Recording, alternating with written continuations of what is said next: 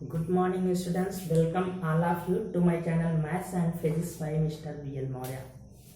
Today I will teach you percentage error, lesson number 2 percentage error, प्रतिशत त्रुटि, class 11 का आज ये फर्स्ट लेक्चर है, लेसन 2 परसेंटेज एरर प्रतिशत त्रुटि। बच्चों ये त्रुटि क्या होती है, यहाँ पर आप फिजिक्स में जो है फिजिकली जो आप कोई मेजरमेंट करते हैं, कोई भी वस्तु को नापते हैं तो उसमें जो त्रुटि होती है यहाँ पर उसकी बात की जा रही है। जैसे मान लीजिए आप लेंथ नापते हैं, ये लेंथ आप नापते हैं, स्केल से नापते हैं। मान लीजिए ये आपकी स्केल है, ये आपकी स्केल है, इसमें यहाँ पर ये सेंटीमीटर्स बने हुए हैं, ये सेंटीमीटर मैंने बनाया है, ये सेंटीमीटर बने हैं। इनके बीच में बच्चे छोटे छोटे जो 10 खाने होते हैं, ये क्या होता है, प्रत्येक क्या होता है 1 मिलीमीटर होता है। ये जो छोटे छोटे बीच में 10 खाने होते हैं, क्या होता है, प्रत्येक 1 मिलीमीटर होता है। तो अगर स्केल के द्वारा इस वस्तु को आप नापोगे तो 1 मिलीमीटर तक तो आप शुद्ध नाप सकते हो, ठीक है। अगर 1 मिलीमीटर से भी कम यहाँ पर रह गई लेंथ तो उसको कैसे नापोगे। यदि यहाँ पर जो लेंथ है वो 1 किलोमीटर से कम बच गई तो 1 मिलीमीटर से कम लेंथ को आप इस उपकरण से तो नहीं नाप सकते, आप स्केल के से तो नहीं नाप पाओगे, क्योंकि 1 मिलीमीटर से कम पैमाना इस पर है ही नहीं। तो इसका मतलब है यदि इस वस्तु को की लेंथ को आप स्केल से नापेंगे तो उसमें कुछ त्रुटि रह जाएगी। कहने का मतलब आप जितना इस पर पैमाना बनाए हो उतना तो शुद्ध नाप लोगे, लेकिन अगर उससे छोटा मान इसमें रह जा रहा है उसको नापने के लिए यहाँ पर आप अनुमान लगा सकते हो, लेकिन आपके पास शुद्ध नापने के लिए कोई पैमाना इस स्केल पर नहीं है। तो इसीलिए यहाँ पर जब इसकी लेंथ को नापोगे तो इसमें यहाँ पर जो ये है ये त्रुटि रह जाएगी, उसके मान में कुछ कम या ज्यादा आप जो है नाप लेंगे, तो उसको हम कहते हैं त्रुटि। यहाँ पर तो किसी भी भौतिक राशि के मापन में जब हम किसी पैमाने का यूज करते हैं तो वह पैमाना जिस सीमा तक यथार्थ होता है केवल वहीं तक आप नाप पाते हैं जो उसका अंतिम पैमाना होता है। अगर उससे भी कम वहां पर उसकी लेंथ है, ब्रेथ है, कुछ भी बस एरिया है वहां पर बचता है तो आप उस पैमाने से नहीं नाप पाते हैं। तो वो जो मान होता है लास्ट में छोटा मान, वो हमारा त्रुटि में आ जाता है, क्योंकि उसको शुद्ध हम नहीं नाप पाते हैं। जैसे इसकी लंबाई L थी और आपने यहाँ पर जब नापा तो उसको आपने जो है L तो नापा, लेकिन यहाँ पर ये जो डेल्टा L है ये त्रुटि उसमें रह गई, अर्थात आप ये जो डेल्टा L है इसको आप शुद्ध मापन नहीं कर सके। तो ये जो है डेल्टा L इसको हम कहेंगे त्रुटि, ये जो यहाँ पर होगी इसको हम कहेंगे त्रुटि कहेंगे। जैसे बच्चों आप लैब में प्रैक्टिकल कर रहे हैं, लैब में प्रैक्टिकल कर रहे हैं तो किसी भी कॉन्केव लेंस की जो फोकल लेंथ है वो 30 सेंटीमीटर है, ठीक है। फोकल लेंथ है वो 30 सेंटीमीटर है, ठीक है। ये कॉन्वेक्स की है, पॉजिटिव दी गई है। तो इसको अगर आप मापते हैं, प्रयोग करते हैं तो प्रयोग में आप इसको क्या पाते हैं कि इसकी फोकल लेंथ आपने नापी 29.9, ठीक है, इतने सेंटीमीटर आपने नापा। तो इसका मतलब है इसका जो प्रमाणित मान था 30 सेंटीमीटर, आपने प्रयोग में प्राप्त कितना किया है 29.9 सेंटीमीटर। तो इसका मतलब यहाँ पर आपने त्रुटि की है, और वो त्रुटि कितनी है, इसमें से जब इसको सब्ट्रैक्ट करोगे 0.1 सेंटीमीटर, ये आपने त्रुटि की है इसमें, ठीक है। तो इसको फोकल लेंथ को आप जो मेन वैल्यू है उसकी उसको आप f से अगर लिख रहे हैं तो इस त्रुटि को हम डेल्टा f से रिप्रेजेंट कर देते हैं। यहाँ पर समझ पा रहे बच्चों मापन में त्रुटि क्या है, ठीक है। तो अब आप इसमें एक एक पॉइंट पढ़ेंगे। सबसे पहले तो हम लेसन के बारे में थोड़ा सा डिस्कस कर दिया, सबसे पहले पढ़ेंगे अल्पतम मान क्या होता है, ठीक है, ये लिस्ट वैल्यू क्या होती है। किसी भी उपकरण में हर एक उपकरण का एक अल्पतम मान होता है। अभी जैसे मैंने बताया ये स्केल है, ठीक है। तो स्केल पे सबसे छोटा पैमाना क्या होता है, जो आप स्केल यूज करते हैं 6 इंच उसमें होते हैं, उसमें ये सेंटीमीटर होते हैं, और सेंटीमीटर के बाद जो बहुत पतली लाइनें आप देखिएगा स्केल पे, जो आपको 10 लाइनें मिलती हैं इसके बीच में, ये क्या होते हैं, ये होते हैं मिलीमीटर। अर्थात इस स्केल में जो सबसे छोटा मापक मान है वो कितना है, 1 मिलीमीटर। 1 मिलीमीटर हो गया। ठीक है, तो इस स्केल के द्वारा सबसे छोटी से छोटी माप आप कितनी ले सकते हैं? शुद्ध शुद्ध 1 मिलीमीटर। इससे कम माप आप इस स्केल के द्वारा नहीं ले सकते हैं। तो अल्पतम मांग का मतलब होता है उस पैमाने का अल्पतम अंक, सबसे छोटे से छोटा अंक जितना कि आप माप सकते हैं। ठीक है, जैसे कि वर्नियर कैलिपर्स है, वर्नियर कैलिपर्स के द्वारा आप 0.01 सेंटीमीटर तक नाप सकते हैं, फिर इससे छोटे मान को नहीं नाप सकते। इसका मतलब वर्नियर कैलिपर्स का अल्पतम मान कितना हो जाएगा? 0.01, अर्थात किसी भी पैमाने के द्वारा जो सबसे छोटे शुद्ध से शुद्ध वैल्यू मापी जा सकती है। ठीक है, या किसी भी पैमाने पर जो सबसे छोटा मापक पैमाना होता है, ठीक है, उसी को हम अल्पतम माप कहते हैं। जैसे पेंच मापी है 0.001 सेंटीमीटर, इससे आप नाप सकते हैं। ठीक है, तो ये सब अल्पतम अंक हैं। अब डेफिनेशन इसकी क्या होनी चाहिए? अल्पतम अंक की किसी भी उपकरण द्वारा मापे जाने वाले सबसे छोटे से छोटे मान को उस उपकरण का अल्पतम अंक कहते हैं। ठीक है, अल्पतम अंक कहते हैं, अर्थात उस उपकरण में जो सबसे, आप 60 में ये भी कह सकते हो, किसी भी पैमाने में जो सबसे छोटा मापक पैमाना होता है उसे उस उपकरण का अल्पतम अंक कहते हैं। ये आपको बहुत अच्छे से समझ में बात आई होगी कि किसी भी उपकरण का जो सबसे छोटा मापक पैमाना होता है उसे उसका अल्पतम अंक कहते हैं। इसे स्केल का सबसे छोटा पैमाना क्या है? 1 मिलीमीटर है। वर्नियर कैलिपर्स का सबसे छोटा पैमाना क्या है? 0.01 सेंटीमीटर है। इसका क्या है? पेंच मापी का 0.001 सेंटीमीटर है। ठीक है, तो आप इसमें लिख लेंगे डेफिनेशन, और ये उदाहरण भी आप लिख लेंगे कि स्केल का 1 मिलीमीटर, ये वर्नियर कैलिपर्स का है, ये वर्नियर कैलिपर्स का है, ये पेंच मापी का है। ठीक है, ये सेंटीमीटर में है, आप इसको मिलीमीटर में चेंज करेंगे तो 10 से मल्टीप्लाई कर देंगे तो ये आपका आ जाएगा 0.1 मिलीमीटर, और ये आपका आ जाएगा 0.01 मिलीमीटर। ठीक है, तो ये इनके अल्पतम मान है। वर्नियर कैलिपर्स, पेंच मापी और स्केल का कितना होता है? 1 मिलीमीटर होता है। अगर ऐसे बच्चों हम कहें, इनको छोड़ दीजिए, हम कहें कि ये एक छड़ है, कोई आपने एक छड़ काटा है, इसकी लंबाई 1 मीटर है, इसमें कहीं पैमाना तो लिखा नहीं है। ठीक है, कंपटीशन में क्वेश्चन अक्सर ऐसा ही आता है कि एक मीटर लंबी छड़ है, उसका अल्पतम मान क्या है? तो जब ये 1 मीटर लंबी छड़ है, बीच में कोई पैमाना और है ही नहीं, तो सबसे छोटा पैमाना इसका क्या होगा? 1 मीटर ही तो होगा, है ना? तो इसका मतलब इसका अल्पतम मान 1 मीटर ही हो जाएगा। अर्थात इसमें जब छड़ की बात कह रहा है उसमें कोई और पैमाना है ही नहीं, बस 1 मीटर की छड़ है। 1 मीटर का वो मीटर नहीं है, गज नहीं है। ठीक है, समझ पा रहे हैं? तो इसका अल्पतम मान 1 मीटर ही हो जाएगा। अब यथार्थता की सीमा क्या होती है?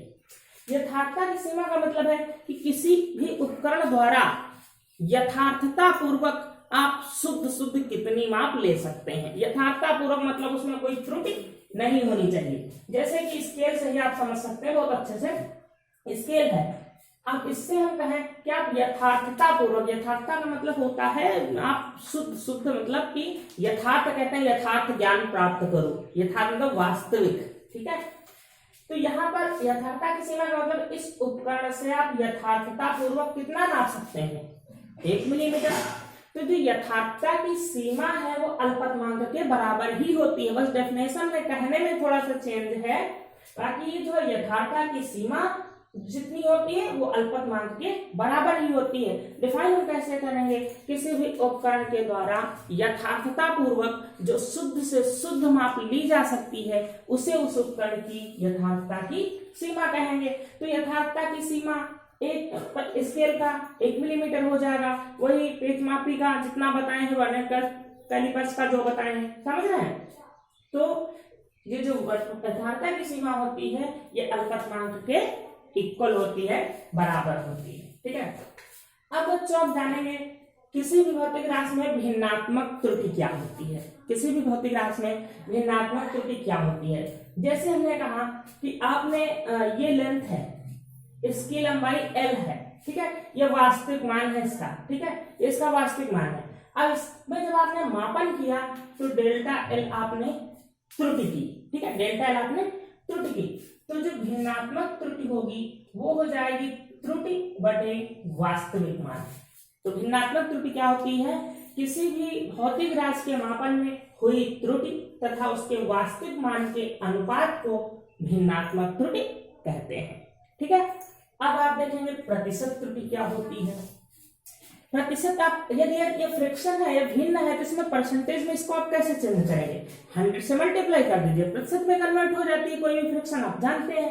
तो यदि हम ये प्रतिशत त्रुटि जानना चाहते हैं तो ये जो भिन्नात्मक त्रुटि हमको प्राप्त हुई है इसको आप 100 से मल्टीप्लाई कर दीजिए तो ये आपकी प्रतिशत त्रुटि आ जाएगी, परसेंटेज में आ जाएगी। अर्थात किसी भी भौतिक राशि के भिन्नात्मक मान को 100 से मल्टीप्लाई कर दीजिए और आपको उस भौतिक राशि की प्रतिशत त्रुटि प्राप्त हो जाएगी। प्रतिशत त्रुटि का मतलब यह हुआ कि कोई भौतिक राशि अगर L लंबाई की है तो इतनी त्रुटि हुई है, तो उसमें कितने परसेंटेज त्रुटि की है आपने, कितने परसेंट त्रुटि इसमें हो गई है। ठीक है, इस लेसन में बच्चों थ्योरिकल कुछ नहीं है, ज्यादातर न्यूमेरिकल बेस सारे फार्मूले हैं और उनको आपको समझना है। अब इसके बाद हम मान करेंगे प्रायोगिक प्रतिशत त्रुटि क्या होती है। प्रायोगिक प्रतिशत त्रुटि, आप सेंटेंस सही समझ, प्रायोगिक प्रतिशत त्रुटि अर्थात यदि प्रयोग किया गया तो उसमें, अब आपने प्रयोग किया तो किसी भी लेंस की फोकल लेंथ f है, किसी भी लेंस की फोकल लेंथ f है, ठीक है, और इसमें आपने त्रुटि की नापते समय, आपने नापते समय इसको नाप लिया, आपने नाप लिया 29 सेंटीमीटर। वैसे इतनी त्रुटि नहीं हो सकती बच्चों, 29.9 सेंटीमीटर। समझ पा रहे हैं? किसी भी लेंस की फोकस दूरी है 30 सेंटीमीटर और इसको आपने नाप कितने लिया? 29.9 सेंटीमीटर। ठीक है, तो अब आपने त्रुटि की यहाँ पर की नहीं की, इसको आप कहेंगे प्रमाणित मान, इसको कहेंगे आप प्रायोगिक मान। तो आपने यहाँ पर त्रुटि की है कितनी? डेल्टा L बराबर हो जाएगा f minus f dash, sorry delta F बराबर हो जाएगा f माइनस f डैश। तो ये त्रुटि आपने की हुई है, ठीक है, और इसको डिवाइड कर देंगे आप f से, प्रमाणित मान से। इसको हम कहेंगे प्रमाणित मान, जो कि उस लेंस पर लिखा होगा, लेंस के रैपर पर लिखा होगा कि लेंस की फोकल लेंथ कितनी है, 30 सेंटीमीटर। तो इसको हम क्या कहेंगे? प्रायोगिक मान। ठीक है, प्रायोगिक मान आपने कम नाप लिया, ये ज्यादा हो सकता है, कभी ये भी हो सकता है कि ये ज्यादा हो जाए, आप 30 से 31 नाप लें, ठीक है, या 30 दशमलव कुछ नाप लें, 30 दशमलव समथिंग नाप लें। तो आप यहाँ पर क्या करें? अंतर का चिन्ह लगा देंगे, अर्थात किसी से किसी को सब्ट्रैक्ट किया जा सकता है। ठीक है, तो अब ये यहाँ पर आप फार्मूला इसका बनाएंगे तो क्या बनेगा?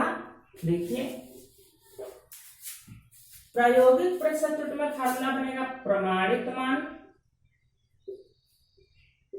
प्रमाणित मान का मतलब बच्चों क्या हुआ? जो मान उसका प्रमाणित है, फोकल लेंथ उसकी जो लिखी है लेंस पर वो। उसके बाद प्रायोगिक मान, यहां पर हो जाएगा प्रायोगिक मान। ठीक है, यहां पर अंतर का चिन्ह है, जो ज्यादा हो उसमें से बटे में हो जाएगा प्रमाणित मान, बटे में क्या हो जाएगा? प्रमाणित मान। और यहाँ पर आप 100 से मल्टीप्लाई कर देंगे तो ये प्रतिशत में निकल आएंगे। इस फार्मूले से बच्चों ये आप निकाल सकेंगे प्रायोगिक प्रतिशत त्रुटि बराबर प्रमाणित मान, अंतर प्रायोगिक मान बटे प्रमाणित मान। प्रमाणित मान वो होता है जो कि उस पर लिखा हुआ या उसका वास्तविक मान होता है, और प्रायोगिक मान वो है जो आप उससे प्रयोग करके प्राप्त करते हैं। जैसे यहाँ पर एक उदाहरण देख लें, वही फोकल लेंथ वाला भी हमने बताया कि प्रमाणित मान था 30 सेंटीमीटर और आपने नाप कितना लिया? आपने नाप लिया 29.9 सेंटीमीटर। ठीक है, बटे में आप 30 करेंगे प्रमाणित मान इंटू 100 करेंगे। ठीक है, अब यहां से इसको सब्ट्रैक्ट करो तो 0.1 बचेगा। ठीक है, अपॉन 30, 100 से इसको मल्टीप्लाई कर लेंगे, ये हो जाएगा 10/30, इसको डिवाइड कर लेंगे 0.333, इतने परसेंटेज आप खुद निकाल लेंगे। समझ पा रहे हैं बच्चों? इसको मल्टीप्लाई करेंगे 10 आएगा, 0 कैंसिल हो जाएगा, 3.33 ये आपके इसमें प्रतिशत त्रुटि हो जाएगी। तो इस प्रकार के जितने प्रायोगिक वाले क्वेश्चन है आप इसी फार्मूले को यूज करके निकालेंगे। अब यहाँ पर बच्चों देखिए, एक आपको हम व्यापक फार्मूला बता दे रहे हैं जिससे कि आप किसी भी न्यूमेरिकल क्वेश्चन को सॉल्व करोगे। मैक्सिमम न्यूमेरिकल क्वेश्चन इसी पर बेस्ड होंगे। जैसे ये है y = a²b³/c²d में y के मान में विभिन्न प्रकार की त्रुटियां। ठीक है, अब विभिन्न प्रकार की त्रुटियां, सबसे पहले नंबर 1 पे आपको हम बता रहे हैं y के मान में भिन्नात्मक त्रुटि, y के मान में भिन्नात्मक त्रुटि। तो भिन्नात्मक त्रुटि बच्चों क्या होती है, हमने कहा बस 100 से मल्टीप्लाई नहीं करेंगे। तो देखो यहाँ पर हो जाएगा डेल्टा y में त्रुटि बटे y का मान इक्वल टू। अब यहाँ पर बच्चों क्या होता है, जब हम त्रुटि निकालते हैं तो इसकी जो डायमेंशन है, इसकी जो पावर है वो आगे यहाँ पर हम रख देते हैं, वो जो है डेरिवेटेड फार्मूला है 2। पावर कितनी है 2। तो जितनी यहाँ पावर होगी फिजिकल क्वांटिटी की, जो विमा होगी उसको हम आगे रख देंगे। फिर इसमें हो जाएगा a में त्रुटि बटे a का वास्तविक मान, a में त्रुटि बटे a का वास्तविक मान। अब देखिए ये बहुत दिख रहा है, ये यहाँ पर मल्टीप्लाई हो रही है ना, मल्टीप्लाई हो रही है, तो इसमें भी 3 पावर आ गया रहेगी। अब प्लस करेंगे 3 b के मान में त्रुटि बटे b का वास्तविक मान। अब देखिए जो भौतिक राशियां अपान में दी हुई हैं, बटे में दी हुई हैं, इनका जो हम ये पावर लेंगे ये माइनस में लेंगे। 2 है तो ये अपान में लिखा ना, तो इसको हम माइनस में लेंगे। 2 डेल्टा c अपान c पता है, d भी बटे में है, ठीक है। इसकी पावर कितनी है 1 है, तो इसको भी हम यहाँ पर माइनस लिखेंगे, माइनस डेल्टा d अपान d। तो ये हो गई y के मान में भिन्नात्मक त्रुटि। इस प्रकार कोई भी भौतिक राशि हो, इस प्रकार से फार्मूला दिया हो, तो जितने मल्टीप्लाई हो रहे हैं उनकी पावर आगे लाएंगे और वो सब प्लस में होंगे, और जो अपॉन में होंगे ये सभी आप जो है माइनस में ले जाएंगे। तो इसको कहते हैं y के मान में भिन्नात्मक त्रुटि, ठीक है। अब हम दूसरा कहें, y के मान में अधिकतम भिन्नात्मक त्रुटि।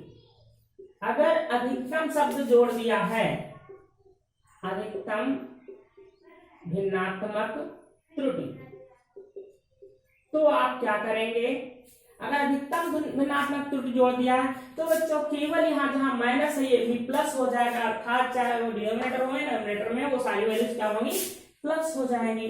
डेल्टा y अपान y बराबर आ जाएगा 2 delta a upon a plus 3 delta b upon b plus, ये भी प्लस हो जाएगा। बस अधिकतम का मतलब ये हुआ कि कोई साइन वहां पर माइनस का नहीं होगा, ठीक है। अधिकतम का मतलब केवल ये होता है। अब यहां पर तीसरा देखें क्या होगा, थर्ड।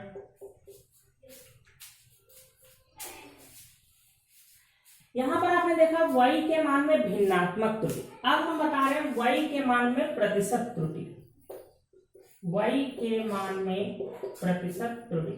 यहाँ पर बच्चों यही फार्मूला नहीं, बहुत सारे फार्मूले हो सकते हैं। तो y के मान में प्रतिशत त्रुटि निकालना है, तो जो आपने ये भिन्नात्मक त्रुटि निकाली थी, इसको आप 100 से दोनों तरफ मल्टीप्लाई कर दीजिए, बस y अपान y, और इसको आप 100 से मल्टीप्लाई कर देंगे सब जगह।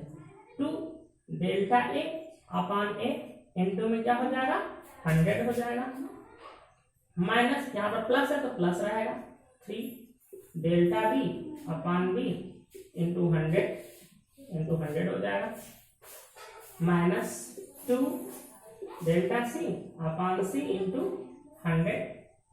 यहाँ पर बच्चों स्पेस नहीं बच रहा, नीचे लिख दे रहे हैं plus delta d, sorry plus नहीं होगा, ये माइनस ही रहेगा, d इंटू 100। तो ये है y के मान में प्रतिशत त्रुटि। अगर प्रतिशत की बात करें तो जो भिन्नात्मक मान है उसमें केवल 100 से मल्टीप्लाई कर दें। अगर यहां भी अधिकतम शब्द जोड़ दें, अब अगर यहां भी अधिकतम शब्द जोड़ दें कि y के मान में अधिकतम प्रतिशत त्रुटि, y के मान में अधिकतम प्रतिशत त्रुटि, अगर ये शब्द जोड़ दिया जाए तो बच्चों बस वही होगा जैसे y के मान में भिन्नात्मक त्रुटि में माइनस था और अधिकतम कर दिया तो ये प्लस हो गया। तो यहाँ पर भी अगर y के मान में प्रतिशत त्रुटि में अगर अधिकतम शब्द जुड़ जाए तो ये सभी क्या हो जाएंगे प्लस हो जाएंगे, बस बाकी यही रहेगा। समझ पा रहे हैं, आपको केवल यहाँ पर प्लस कर देना, नीचे लिख लेंगे, हम यही प्रक्रिया दे रहे हैं, ठीक है। ये क्या हो जाएंगे पॉजिटिव हो जाएंगे, ये हो जाएगा y के मान में प्रतिशत त्रुटि अधिकतम। तो जब अधिकतम शब्द जुड़ जाता है तो ये जो न्यूमरेटर में डिनोमिनेटर में जो भी मान होते हैं सारे क्या हो जाते हैं पॉजिटिव हो जाते हैं। आपको न्यूमेरिकल इन्हीं पर बेस्ड बच्चों मिलेंगे, ठीक है, इन्हीं पर बेस्ड। अब से कोई न्यूमेरिकल दिया हो कि कोई भौतिक राशि ए है, इसी फार्मूले देख लीजिए। ए में प्रतिशत त्रुटि 3% है, बी में प्रतिशत त्रुटि 4% है, सी में 1% है और डी में 2% है। ये एबीसी के डायरेक्ट प्रतिशत त्रुटि दिए हैं, देखो प्रतिशत का चिन्ह लगा है, तो इसका मतलब ये क्या दिया है, ये दिया है डेल्टा ए बटे ए इंटू 100 का मान डायरेक्ट दे रखा है। समझ पाए हैं? अगर किसी क्वेश्चन में कहे, ये ना कहे कि ए में त्रुटि इतनी है, ए का वास्तविक मान इतना है, ये ना बोले, डायरेक्ट है ए में प्रतिशत त्रुटि इतनी है, तो जब प्रतिशत शब्द बोल दे, यहाँ प्रतिशत भी लगा हो, तो समझ लो फिर डेल्टा ए बटे ए इंटू 100 का मान ये डायरेक्ट दिया है, जो कि आप यहाँ पर डायरेक्ट रख देंगे, अर्थात 2 इंटू क्या हो जाएगा, डायरेक्ट 3 हो जाएगा। समझ पाए? बी के मान में प्रतिशत त्रुटि देखो प्रतिशत लगा, इसका मतलब ये पूरा मान आपका दिया है, इसकी वैल्यू क्या है, डायरेक्ट 4 है, यहाँ पर 4 रख देंगे 12 हो जाएगा। समझ गए? तो अगर प्रतिशत त्रुटि डायरेक्ट लिखा हो उसमें, तो इसका मतलब है वो उसमें अलग अलग नहीं है, त्रुटि और वास्तविक मान अलग अलग नहीं है, बल्कि त्रुटि बटे वास्तविक मान गुणे 100 इस पूरे का मान दे रखा है, यदि प्रतिशत लगा हो तो। और ये क्वेश्चन बहुत ही इजी हो जाता है और आपके कंपटीशन में क्वेश्चन यहीं से आता है, किसी भी कंपटीशन में क्वेश्चन यहीं से आता है। यहाँ भी अगर अधिकतम कहे तो प्लस, और अगर अधिकतम ना लगा हो तो जो डिनोमिनेटर में होंगे वो माइनस होंगे, नोमिनेटर वाले प्लस होंगे। समझ पा रहे हैं? अब लास्ट पॉइंट बच्चों समझ लीजिए कि बहुत से क्वेश्चन आपको ऐसे मिलेंगे जिसमें वास्तविक मान तो दिए होंगे लेकिन त्रुटि आपको नहीं दी होगी। ठीक है, वास्तविक मान, भौतिक राशि के वास्तविक मान, और यहाँ पर आपको त्रुटि नहीं दी होगी, जिसको हम कहते हैं अल्पतमांक।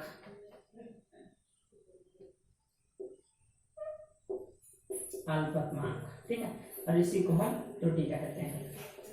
तो अभी आपको बता दें कि किसी भी अगर पैमाने से नापा गया है, जैसे क्वेश्चन में दिया हो कि स्केल का वर्नियर कैलिपर्स का अल्पतमांक 0.1 सेंटीमीटर है। ठीक है, वर्नियर कैलिपर्स का अल्पतमांक 0.1 सेंटीमीटर है।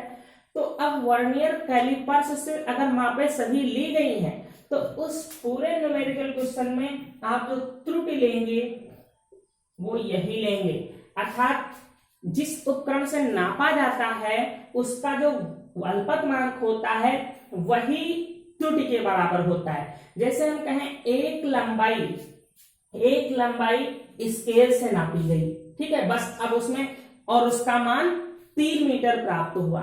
ठीक है, 3 मीटर प्राप्त हुआ, या हम कहें कि एक 3 मीटर की लंबी कोई वस्तु है, ये 3 मीटर है। ठीक है, अब इसको एक स्केल से मापा गया, तो इसमें कितनी अधिकतम त्रुटि हो सकती है? तो उसमें त्रुटि तो दिया नहीं कि 3 मीटर लंबी है, ये दिया। तो जब स्केल से नापा गया है तो ये अगर L हो गई तो डेल्टा L स्केल का उसके अल्पतमांक के बराबर होता है, 1 मिलीमीटर हो जाएगा। समझ पा रहे हैं? ये 1 मिलीमीटर mm हो जाएगा।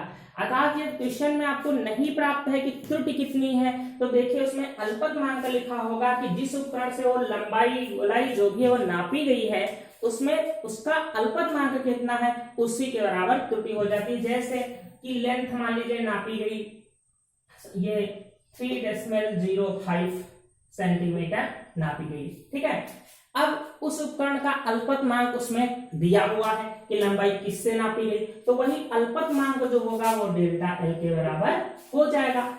अब अगर अल्पतमांक भी नहीं दिया है तो यहाँ पर देखिए, यहाँ पर दशमलव के बाद कितने अंक है, 2 अंक, तो 0.01 ये उसमें त्रुटि हो जाएगी। ठीक है, चौड़ाई नापी गई 4.001 या नापी गई 31 इतने सेंटीमीटर नापी गई। ठीक है, तो अब इसमें ये 1 है बच्चे, यहाँ पर 1, तो अब इसमें भी ना तो अल्पतमांक दिया है ना कहीं त्रुटि दी है, तो त्रुटि हम कैसे निकालेंगे, डेल्टा V अपने आप यहाँ पे देखिए 3 अंक है तो 0.0013 अंक इधर बना देंगे। समझ रहे हैं?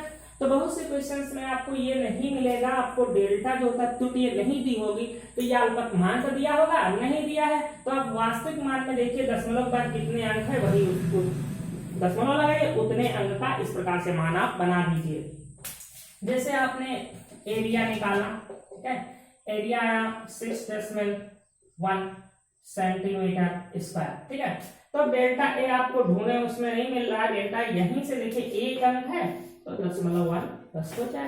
ठीक है, और कभी वर्नियर कैलिपर स्टेज मापी के मान होते हैं तो उसमें डायरेक्ट हम उसका अल्पतमांक यूज करते हैं त्रुटि के लिए। अगर त्रुटि अल्पतमांक एक ही है, यदि यथार्थता की सीमा उसमें दी हो क्वेश्चन में, तो यथार्थता की सीमा का मान जो होता है वो भी जो होता है त्रुटि के बराबर ही होता है। तो ये आपको ज्यादा यूज करना होगा, इसको यूज करके आप न्यूमेरिकल बच्चों ये लेसन बस इतना ही है और इस लेसन में कुछ भी नहीं है, परसेंटेज इधर बस इतना सा ही लेसन है, आपको पढ़ना है। और कंपटीशन में एक क्वेश्चन अक्सर आता ही इससे है, तो आप इस लेसन को आप केवल अपने इंटर पास करने के लिए नहीं, आपको इसमें कंपटीशन बीट करना है, उस कंपटीशन के लिए इसको अच्छे से समझ लें और सारे न्यूमेरिकल सॉल्व करें। ऑब्जेक्टिव तो जरूर आप सॉल्व करें, क्योंकि कोई भी कंपटीशन आप देंगे तो एक क्वेश्चन इसमें जरूर आता है। ठीक है बच्चों, नेक्स्ट वीडियो में आपको नेक्स्ट लेसन शुरू करेंगे। ये लेसन यहीं पर समाप्त होता है, या न्यूमेरिकल क्वेश्चन हम आपको जो प्रॉब्लम्स होंगी वो बताएंगे। Okay, thank you.